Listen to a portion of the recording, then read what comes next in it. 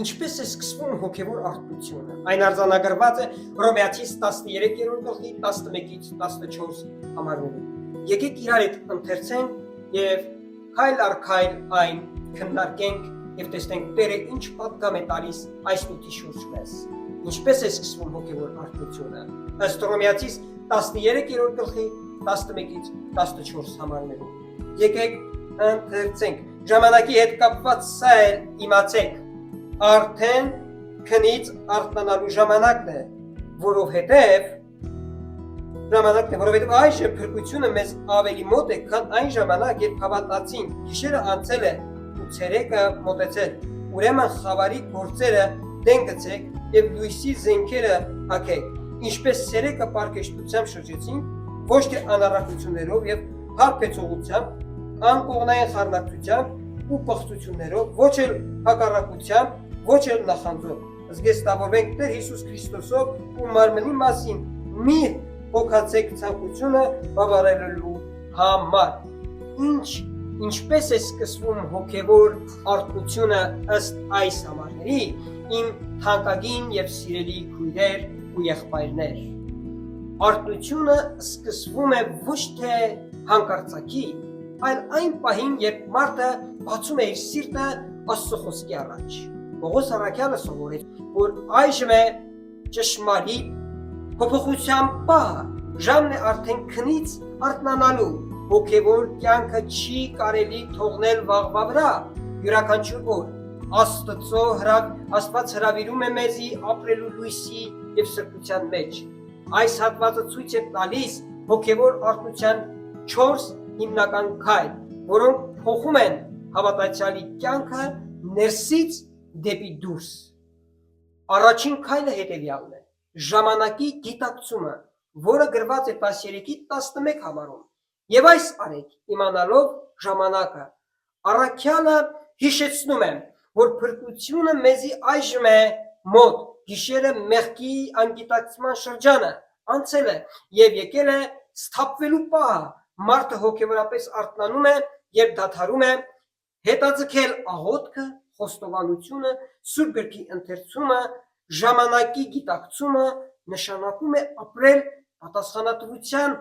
պատասխանատվությամբ, հասկանալով, որ յուրաքանչյուր օր Աստծո շնորհի նոր հնարավորություն է մեզանից յուրաքանչյուրին, ինչպես ասում է Ջոն Սթորմը, ցանկացած ուշացում դարձնում է հոգևոր կյանքը թույլ եւ անզոր, սիրելիներ։ Երկրորդ քայլը հետևյալն է. սրբության ձգտում եւ մեղքից փախչել, խավարից հեռանալ, այն գրված է 13-րդ գլխի 12 համարում։ Գիշերը անցավ եւ դեն գցեք խավարի գործերը։ Արթնությունը սկսվում է մեղքից հրաժարումով, չի կարող լինել նոր մարդ, եթե հինը չի թողել։ Սրբությունը միայն արգելք չէ, այլ նոր հոգևոր աչք, նոր հոգևոր հայացք, նոր հոգևոր վերաբերմունք Աստծո առաջ։ Մակարդուրը հիշեցնում է Քրիստոսի գալստյան լույսի ներքո մենք կոչված ենք հրաժարվելու մեղքի ամեն ձևերից։ Մարդը, որը սովորել է քննադատել կամ վիրավորել, սկսում է ներել, խաղաղվել եւ փոխվել։ Սրբությունը դառնում է ամեն օրվա պայքար, փոքր քայլերով, բայց դրանք գործվում են։ Երրորդ քայլը՝ գործնական հավատք եւ հոգևոր զինամթերքի հագնվել։ Դա գրված է Հռոմեացիս 13-12 համարում։ Ասում է, որ հագնենք լույսի զենքերը։ Հոգևոր արթնությունը ոչ միայն մեղքից հեռացումն է, այլ ակտիվ պայքար է Աստծո զորությամբ լույսի զենքերն են։ Աստվածաշնչի ուսումնասիրությունը, որը ուղղում է մեր միտքը, նորոգում է մեր միտքը, աղոթքը, որը զորացնում է մեր սիրտը, սիրո գործերը եւ ծառայությունը, որոնք ցույց են տալիս Քրիստոսի բնավորությունը։ Սպերջինը գրում է մի հրաշալի բան. արթնություն չկա այնտեղ, որտեղ հոգևոր զենքերը չեն գործածվում։ Սա հավատ է, որ դրսևորվում է ամեն օրվա մեր քայլերի մեջ, համբերությամբ, խոնարհությամբ եւ ճշմարտության խոսքով։ Չորրորդ քայլը, որ մենք ինչպես կարող ենք հոգևոր արթնություն ունենալ Քրիստոսով լցված կյանքը, որը Հռոմեացիս 13:14 համարում է։ Տեր Հիսուս Քրիստոսին հագեք։ Սա արթնության գագաթնակետն է, թանկագիններ։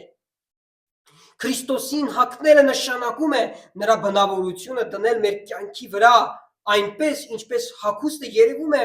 մեր մարմնի վրա։ Քրիստոսի սերը, հեզությունը, համբերությունը դառնում են առաջնորդող, առաջնահերթություններ, առաջնահերթ սկզբունքներ։ Կալվինը ասում է, Քրիստոսին հագնել նշանակում է նոր մարդ դառնալ հինը հանելով։ Հավատացյալը դադարում է սանուցանել մարմնավոր ցանկությունները եւ թույլ է տալիս, որ Քրիստոսի ներկայությունը կառավարի իր միտքը, իր խոսքը եւ իր գործելակերպը, իր կենցաղավարությունը։ Սիրելիներ, հոգևոր արթնությունը սկսվում է այն պահին, երբ գիտակցում ենք ժամանակի կարևորությունը, թողնում ենք խավարին, զինվում ենք Քրիստոսի լույսով, Քրիստոսի զենքերով եւ ամբողջությամբ լցվում ենք Քրիստոսով։ Սա շարունակական ընթացք է, որի նպատակը մեկ բան է՝ մեր կյանքում երևա Քրիստոսը, Քրիստոսի փառքը։ Եվ այսօր մենք քննարկեցինք, թե ինչպես է սկսվում հոգևոր արթնությունը եւ 4 կարևոր բաներ, սիրելիներս, մենք քննարկեցինք հոգևոր արթնության համար, որ հոգևոր արթնությունը սկսվում է այս քայլերով, այն պահի ազդեցություն չէ, այն գերբնական կերպով չէ, այն այս հատվածում սկսվում է այսպես. գիտակցում, որ այ հենց հիմա է պետք, ժամանակը հիմա է, որ դու պիտի արթնանաս, եւ այդ արթնությանը նպաստում է սրբության քո ձգտումը, գործնական քո հավատքի քայլերը, որ դու Քրիստոսի համար պիտի անես, եւ այդ գործնական հավատքի քայլերը կարող են լինել Հիսուս Քրիստոսի խոսքով զինված, եւ 4-րդ բանը Քրիստոսով լեցված լինելը, որը արթնության տանող գագաթնակետն է, սիրելիս։ Ահա 4 քայլ Հռոմեացիս 13-րդ գլխի 11-14 հարներում, որ մեզ սովորեցրեց Պողոսը արթնանալու համար։ Թող ողջ փառքը եւ ողջ պատիվը բարձրանա Հորը, Որդուն եւ Սուրբ Հոգուն։ Ամեն։